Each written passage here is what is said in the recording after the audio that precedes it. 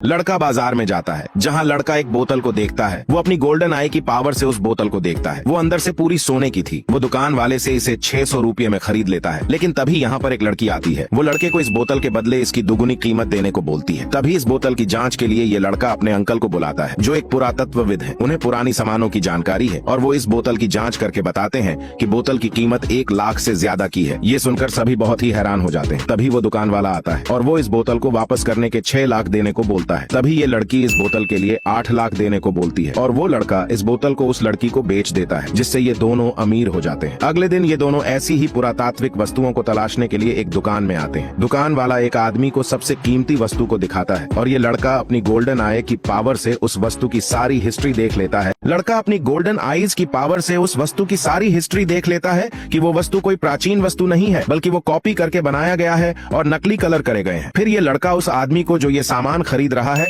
उसे मना करता है और बताता है ये सभी सामान महज एक नकली कॉपी है, बेहतर होगा आप इसे न खरीदे। वो आदमी लड़के को थैंक यू बोलकर वहाँ से चला जाता है। अगले दिन लड़का बाजार में सामान देख रहा होता है कि तभी इस दुकान में इसे एक प्लेट दिखती है। फिर वो अपनी गोल्डन आईज की पावर से उसकी हिस्ट्री देखने की कोशिश करता है और उसे खरीदने को बोलता है, पर वो बहुत ही महंगी थी। लेकिन फिर भी वो उसे खरीद लेते हैं। खरीदने के बाद वो प्लेट को अपने अंकल के पास ले जाता है। अंकल उसे बताते हैं कि इस प्लेट को इतनी सावधानी से बनाया गया है कि असली नकली में अंतर पता कर पाना बहुत ही मुश्किल है और ये प्लेट नकली है। ये सुनकर दोनों बहुत निराश हो जाते हैं। रात को अंकल का कॉल आता है। वो इन्हें बताते हैं कि कल एक जगह बेशकीमती सामानों की नीलामी है। अगर तुम वहाँ जाना चाहते हो तो जा सकते हो, पर तुम वहाँ कुछ खरीदना मत, बस देखना, सुनना और समझना। फिर अगले दिन वो दोनों वहाँ पर जाते हैं। वहाँ पर लाखों की नीलामी हो रही थी। लड़का और उसका दोस्त एक नीलामी में आते हैं जहाँ प्राचीन वस्तुओं की नीलामी हो रही थी। वो दोनों नीलामी को देख रहे होते हैं कि तभी वहाँ पर नीलामी के लिए एक पेंटिंग को लाया जाता है और उस पेंटिंग की बोली 12,000 से शुरू होती है। फिर ये लड़का अपनी गोल्डन आईज की पावर से उस पेंटिंग पर फोकस करता है। उसे उस पेंटिंग में कुछ खास दिखता है, लेकिन वहाँ पर बैठे लोगों को पेंटिंग बिल्कुल भी पसंद नहीं आती और वो इस पेंटिंग को हटाने को बोलते हैं। पर ये लड़का बोलता है कि मुझे ये पेंटिंग खरीदनी है, पर मेरे पास बस 9,000 रुपए ही हैं। लेकिन वो आदमी इसकी कीमत कम नहीं करता है। लेकिन तभी यहाँ पर बैठा ये आदमी इसको 3,000 रुपए देकर उसकी मदद करता है और लड़का वो पेंटिंग खरीद लेता है। ये आदमी लड़के से बोलता है कि इस पेंटिंग पर इतने पैसे लगाना ज्यादा है, पर कोई नहीं, तुम अभी नए हो। फिर वो लड़का उस आदमी को अपने साथ अंकल के पास चलने को बोलता है। फिर अंकल उस पेंटिंग को देखते हैं और उसकी जांच करते हैं। उन्हें इस जांच में टाइम लगता है और जांच के बाद बताते हैं कि इस पेंटिंग में 2 पेंटिंग है। ऊपर वाली पेंटिंग नकली है। नकली पेंटिंग को असली वाली पेंटिंग के ऊपर बनाया गया है और ये बहुत ही पुरानी है। वो अंकल से पूछता है। पेंटिंग की जांच करने के बाद उन्हें पता चलता है कि ये बहुत ही पुरानी है। वो अंकल से पूछता है कि इस पेंटिंग की कितनी कीमत होगी। वो बताते हैं कि मिलियन में तो होगी ही। ये सुनते ही वो बहुत हैरान हो जाते हैं। तभी ये आदमी इसके बारे में फोन में सर्च करके पता करता है और लड़के से बोलता है कि क्या तुम ये पेंटिंग मुझे बेचोगे, मैं तुम्हें इसकी कीमत 15 मिलियन दूंगा। पर वो लड़का मना कर देता है और बोलता है कि मैं तुम्हें ये पेंटिंग सिर्फ 5 मिलियन में दूंगा। वो आदमी पूछता है ऐसा क्यों? लड़का बोलता है ये पेंटिंग मैं तुम्हारी वजह से ही खरीद पाया हूँ। अगर तुमने मुझे 3,000 रुपए नहीं दिए होते तो मैं इसे नहीं खरीद पाता। और लड़का ये पेंटिंग आदमी को बेच देता है। अगले दिन लड़का अपने फ्रेंड की शादी में गांसू विलेज जाता है। शादी के बाद उसे पता लगता है कि इस इलाके में आर्कियोलॉजिस्ट्स की एक टीम कुछ काम कर रही है। वो यहाँ इस लड़के से बात कर ही रहा होता है। तभी यहाँ पर ये औरत आती है। लड़का तुरंत उसको पहचान लेता है। वो बोलती है तुम मुझे कैसे जानते हो? लड़का बताता है मैं भी हिस्ट्री का एक स्टूडेंट हूँ, मैंने आपके द्वारा लिखे ग्रंथ व लेख पढ़े हैं। फिर वो औरत उसे बताती है कि हम यहाँ लाखों साल पुरानी कब्रों की खोज कर रहे हैं।